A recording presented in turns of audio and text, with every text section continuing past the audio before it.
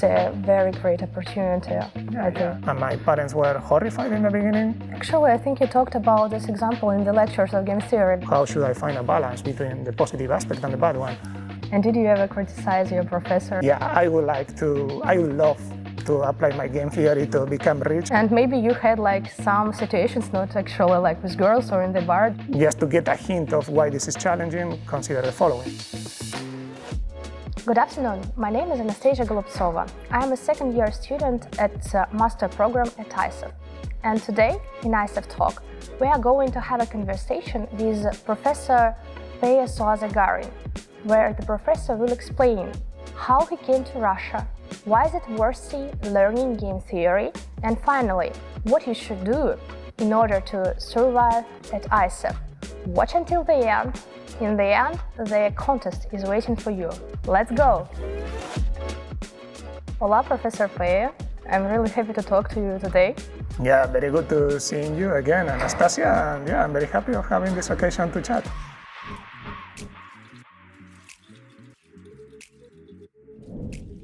Yeah, of course. And so the first question is actually the most intriguing. What led you to the decision to join ICEF at the Higher School of Economics? Well, so like most interesting and important things in life, it was something totally unexpected that I wasn't looking for. I already had a position in my home country, in Spain. I was actually on my hometown university, so my parents were very happy of having me around and all of that. I was not looking for a new job. But then it turned out that I had this friend who used to be a faculty member here in ICEF, Emiliano Catonini. So he told me that they were looking for, ICEF was trying to hire. And that maybe, I had some good chances of getting a job here. So even though in principle it was not part of my plans, moving to Russia, such a big change, I started to think, well, on all the Russian people that I had met while I was abroad in the United States and in Israel, I remember how brilliant they were, how great their education looked, how they were very interested in science, in philosophy, in literature, and all kind of. And I started thinking, well, okay, why not? And then, yeah, so I applied, I had my interview, my job talk, everything was online because it was in the middle of the pandemic. I remember that it was the first time that I installed Zoom. I was thinking, okay, let's install this thing, I will delete it right away. And this is how I arrived here. And so, like, talking about your research, if we started, like, your research is game theory, what actually attracted you to this area? Yeah, so let's start saying that I'm part of this generation that while I was an undergrad, during my undergrad was actually in mathematics, not economics. So during that time, it's when this movie, A Beautiful Mind by Russell Crowe and inspired on the life of John Nash came out. So I guess that for many people around that time, game theory had this kind of magical aura. So I watched the movie. I must say that I didn't particularly enjoy it, and I thought, okay, well, probably game theory is never going to appear back in my life again. The issue is that later, when I was looking for a topic to choose as a PhD, it turned out to be one in which funding was easier to get. And that's how I got into it. And I must say that, again, the same as coming to Russia was something that happened by chance and something that I feel very fortunate and thankful about. With game theory was the same. It was not something I was really looking after. But it turns out that it's a very exciting field because it's really interdisciplinary in the sense that if you are interested in psychology or sociology or philosophy and epistemology, or of course pure math and computer science, game theory is going to offer some problem for you or some interesting thing to think about. Similarly, the areas of application are very diverse, from biology to political science to, of course, economics. So I guess that's what I feel more excited about game theory, about the different angles from which you can approach the different problems and the many areas of applications that it offers, even though me, myself, I work on pretty abstract and purely conceptual stuff. This is true, and you mentioned actually the film is about Nash, Professor Nash, The Beautiful Mind, and in that film they have like the scene in the bar when game theory helps Professor Nash like to pick up a girl, and maybe you had like some situations, not actually like with girls or in the bar, just any in your life, and game theory also helped you like some strategy, I don't know, some solution. Could you tell about such situation if you have any, please? Yeah, so before I answer your question, let me say that this scene is very famous among game theorists because it's a scene that in principle it's aimed at trying to show what the Nash equilibrium concept means, and it's totally wrong. It's not what the scene illustrates at all. So, all of us feel shocked now when we see that after learning game theory. So, this being said, let's say I'm not this kind of researcher who has a very utilitarian view of the thing I study about. I don't think that social sciences are something aimed so much at trying to give us guidelines about how to behave in real life situations. The same as I don't think that a physicist or a mathematician, only because they know geometry, they're going to be automatically good at playing pool.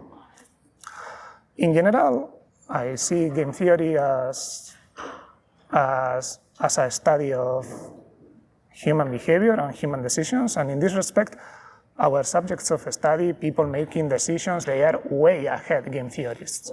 Okay, any child since the beginning, even though not because they are stupid, but because they are very inexperienced in life, they are able to make very complex decisions in situations that involve a lot of uncertainty, and still they manage to somehow assess the complexity of the situation and make choices that are not totally wrong.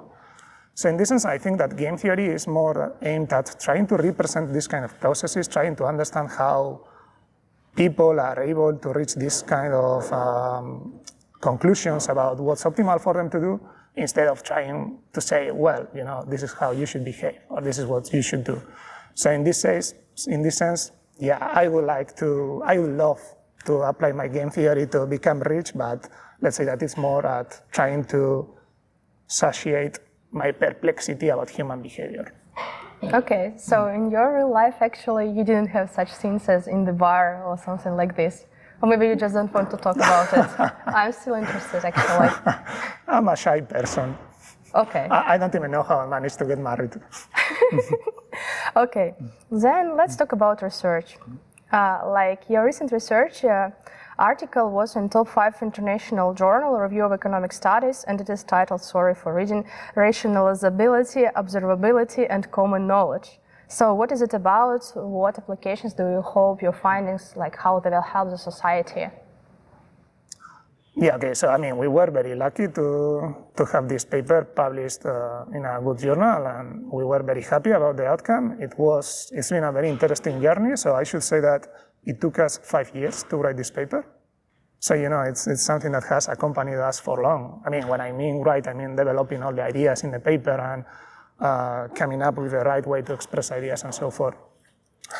So let's see, if I can combine the main intuition there. So consider the following situation. There are 2 restaurants. You want to choose which one to go to. One is very good, the other one is not so good. The issue is that you don't want to go alone, you want to go with a friend. But you and your friend, you are going to decide to which restaurant to go without communication. Okay, you are going to choose one restaurant, she's going to choose another restaurant, you will not talk with each other. And of course, you want to be together in the same restaurant, you don't want to be alone. That's very embarrassing. But still, there is one that both of you like a lot, there is another one that none of you like a lot. So it seems that here it's obvious what's going to happen, no? Both of you like one restaurant, both of you know it, so even though you cannot communicate, in principle you should expect that both of you are going to say, okay, let's go to this restaurant because it's the one we like. It turns out that this intuition is a little bit misleading, and it has been a great puzzle in game theory or in situations of interactive decision making to come up with a way to explain why people would be able to successfully coordinate on the outcome that both of them like. Just to get a hint of why this is challenging, consider the following. Suppose that you believe that your friend is going to the bad restaurant. Suppose that your friend believes that you are going to go to the bad restaurant. If you believe that she's going to the bad restaurant, you should go to the bad restaurant because you don't want to be alone. But if she believes that you are going to the bad restaurant, she's going to the bad restaurant because she doesn't want to be alone. So both of you are going to the bad restaurant. You are going to be able to coordinate. Both of you will actually be right about what the other person is going to do. Both of you will be doing the best thing that you can, conditional on the choice of the other person. But still, it's a little bit surprising or hard to believe that this is going to be the outcome, right? Because both of you like the other restaurant better, so why would you coordinate in the bad one? So trying to come up with a way that would explain why people are able to, without communication, manage to coordinate on outcomes that all of them prefer the most is a little bit complicated. The issue, of course, would be very easy to solve if you could communicate, right?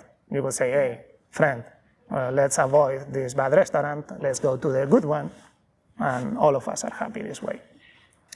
So in a sense, in this paper with Antonio Penta, my co-author, this is the idea that we somehow try to implement. We somehow show that even in situations in which you cannot communicate, if it's the case, in case you could communicate, you would easily reach an agreement, communication is not necessary. An efficient coordination in again, efficient outcome can arise without communication. Let's talk a little bit about ICEF and your teaching at ICEF. How does your research help you at teaching at ICEF and vice versa? How teaching in ICEF helps you to make some progress in your research? So let's see, I think there are two channels through which teaching helps in research. So on the one hand, when you are teaching, because time is limited, and because of course students have a lot of things in their mind, from like their partner to going out, to watching movies, and of course to studying for a myriad of courses that are not really mine, because time is limited. You need to be able, or you need to try to find ways in which you can convey complex ideas that you have studied for a very long time. You have to try to make them easy to understand in just 1 hour, right? So this fact that you are trying to find simple ways to convey ideas, and now I can imagine my students saying, simple, that was simple. Well, this fact that you need to try to find ways to convey ideas makes you try to think carefully about what's the essence of the different concepts that you are forced to talk about. Try to distill the pure main ideas that are necessary to, let's say, make a point on a mathematical model that you apply in economics. And somehow this makes you come up with new insights for, say, a research paper. In a sense, I would say that the paper I was talking about a few minutes ago with Antonio came up like that. I was just trying to understand a certain example many years ago, not when I was teaching, when I was a PhD student. And suddenly you start noticing things. And there is a second channel through which teaching can help for research, which is more related to the fact that sometimes you have to teach some topics that are a little bit outside your comfort area. Say you are a pure theorist and you have to teach some sort of applied micro, or vice versa. When you do so, of course, you need to spend a lot of time preparing the course properly.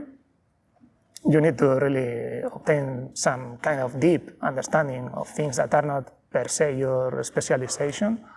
And sometimes by doing so, you end up coming up with application of your core research area to these new fields. So I think that the interaction is very enriching. And I mean, it's one of the reasons why I also enjoy teaching, not just research. And also, as far as I know, you're teaching at a bachelor, like the industrial economics, like this intermediate micro. Can you say, is there any difference between teaching to masters and bachelor students? Like maybe you noticed some difference. I mean, since I'm teaching in the last year of the undergrad, I cannot say that I feel a great difference. So I would say that the main difference is that I'm used to teaching mathematics and game theory in the master, which are very far from applied. So in the master, I have to teach courses that are more aimed at being tools that later students will employ in other courses. So there is a methodological approach to how I need to teach something. Whereas in the master, in the undergrad, when I'm teaching industrial economics, what I'm teaching is like the final product. Okay, we have some small mathematical representations of certain economic phenomena, in this case, say, the competition between oligopolistic firms or the behavior of a monopolist seller who wants to charge as much money as it can to the poor consumers. So in this kind of applied courses, it's more about economic insight, whereas in the courses that I'm teaching in the master, it's more about, well, the methodological tool and trying to master it, and of course, trying, as far as I can, students to feel confident about the skills they are developed. This being said, I have been teaching in the first year in my previous university. Yeah, especially on the first year, you need to really put a great focus on trying students to feel enthusiastic. You know, they are in the beginning of a long journey. That's going to be for 4 years or 5 years. So yeah, but on the one hand, they come excited. They are on a new world. They feel that they are very open-minded. So you have the responsibility to try and to keep this enthusiasm on. Also, they still, I mean, of course, because it's their first years, they kind of lack certain language or certain essential tools that you... Just definitions, just to understand what's going on. Yeah, basic concepts. If we are talking about economics, issues like understanding that most optimization problems, for example, when a firm is making a decision about how much to produce, are about balancing trade-offs. There is a positive aspect from increasing production. I sell more, but I also have to pay more because it's more costly for me to produce. So how should I find a balance between the positive aspect and the bad one? So these kind of ideas, you need to really emphasize them a lot, and you need to try to make them lose some fear to using the math. This is true. And actually, yes, game theory for master students is more like a theoretical course, which helps like to continue education at the ICEF master's program. And like I think microeconomics, it's like a more practical subject, practical oriented, as you said. And how do you think how the students can apply this knowledge and skills of micro in their real life? Can it be helpful in some way? So let's say my approach to social sciences is more, I wouldn't try to sell that a student of mine is going to find a real optimization problem in their lives. I think that the tools we are offering them are conceptual tools to try to learn to think about phenomena. And again, just to insist on the matter, to try to understand that when they are making a decision, there's going to be good aspects to that, there's going to be bad aspects to that. To it, they shouldn't just focus on the good ones and say, okay, this is wonderful. They shouldn't just focus on the bad ones and say, okay, no, this is a disaster, we are not going to do that. They should try to find a balance between both. This, of course, sounds something very obvious to say, but it's something that someone shouldn't lose from perspective. And in general, I think that this is the important aspect, or let's say, the main aspect in which microeconomics is very emphatic about try to balance trade-offs between what you gain and what you lose, trying to keep in mind, so if anything, microeconomics offers is the idea that there are certain issues that you should never lose from sight. So there is this story by Richard Nixon, the US president in the 70s, who used to say that he wished his economic advisor only had one arm. Because whenever he was a sadistic, but not because of that. But because whenever he was asking for economic advice, economists would arrive and say, well, you know, on the one hand, this is going to happen, on the other one, this is going to happen. And of course, this seems to make decisions harder. Well, I don't think that considering things in the whole picture is bad for making decisions. But this is, in my view, what microeconomics helps to. Yeah, so you just give the knowledge, critical thinking, the ability to like find the trade-off, the balance, and then the students can choose on their own, like what they want to do and how they're going to apply this in real life. I don't think this is something that I can give to students. They already have a lot of critical thinking in their mind. I think that my responsibility is for them not to lose, to forget about it, not to believe that, you know, I'm coming up with a theory and they should follow this blindly. Just to understand that, well, society is complex, economic problems are, of course, very complex. There are many dimensions to take into account. We are offering certain guidelines that can be useful in some situations, not in others, and that's it. And like talking about the guys from school who want to apply to ICEF, how do you think, like, should they get some preliminary knowledge about micro games theory? What could be the recommendations for them? Because you had this experience for teaching like first year bachelor students, these freshmen. How do you think? What should they do to prepare themselves for this like hard journey? I mean, I think that what is very important on first year students and on young students in general is trying to have some patience, because it's going to be a long journey. They are not going to, so they need to invest a lot in the beginning on trying to get familiar with tools and ideas that in principle they may not find so exciting right away or easy to apply right away.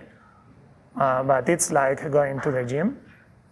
You are not going to see great results in the very beginning. You need to wait a little bit. In the end, it comes. So for bachelor studies, it's going to be like that. Maybe your professor is going to be talking about some super exciting idea, feeling that you can really deepen into it, really understand it properly, really contribute to it on any novel way. It's going to take time. So just have some patience. Try to believe your professors when they say that you should really try to understand the math, or you should really try to understand the philosophy, or you shouldn't try to lose from sight the general picture that a sociological approach offers. Even though you don't initially believe it, wait. If after 4 years you don't believe it, then okay, write a paper and criticize your professor. But in the beginning, wait. Have some patience, make a great effort, and I think it will pay off. Oh, okay. And actually, how did you come to math? Because math, it's like the most difficult subject, I think, at ICEF and almost everywhere. Why did you decide to like connect your life with math? I mean, I guess that by the time I had to choose something to study, I still didn't have a very clear idea of what I really wanted to do. As a student in high school, I feel attracted by many things. Probably the one I liked the most was language and literature. Of course, it seemed hard to make a career out of that. So in a way, studying math was a way of not making a decision. Math is everywhere. It didn't close the possibility of working in finance. It didn't close the possibility of working in pure math. It didn't close the possibility of becoming a scientist. So in my way, choosing math was a way of not really making a decision. It's true that it was hard, and my parents were horrified in the beginning. They were horrified even after the beginning, but eventually things turned out well. And maybe there is something you would like to tell to the students who would like to apply to ICEF, either to bachelor or to masters, especially for students from school, like any keywords which everyone needs to know before applying some, I don't know, recipe of success at ICEF. Yeah, so I mean, I guess that for young kids, I only can have, let's say, I was going to say one piece of advice, but while I was thinking on the answer, I switched to 3. Okay. One is going to be the one I already said. Try to be patient, wait at least a few years, and have faith on the fact that you are going to be receiving a very good education, even though you don't immediately see the point of the things you are doing in your studies. Wait a bit, and then judge in retrospect. I think that most of times, people are going to be able to say by the end of the way, this was quite interesting. True. Second, I would always encourage people to try to do things that they like, or definitely not do things that they don't like. I mean, if it's clear for them that they are not going to be interested on say, economics, because it's probably not for absolutely everybody, then don't go this line, try to do something else. And finally, what I would like to stress is that I do believe that in ICEF and in HSE in general, the resources that the students have are absolutely amazing. Of course, the environment is extremely demanding, but it offers them the opportunity to obtain an absolute top education that I have seen in very few places. So I think that if they get the chance to study here, they should try to exploit that opportunity, because by the time they finish, if they have really taken advantage of everything that HSE and ICEF was offering, they will be on a great position. And when I say this, I mean globally, not just in Russia. Yeah, I absolutely agree with you. The actual library, software, like great teachers, everything, like it's a very great opportunity. And the ambition itself, here I see that the students are exposed to research papers from very early on in their studies, no? So in a sense, I think that this gives them the idea that what they are studying is really cutting edge. I didn't have that as an undergrad, so I really think that it's something they should appreciate. Yeah, research also is not boring, actually, especially with such professors like you. Okay, thank you very much for this conversation, Professor Peio. It was great pleasure for me. Thank you, Nastya. Great seeing you again, and I hope that the second year of the master has been great. I hope so. Thank you, Professor.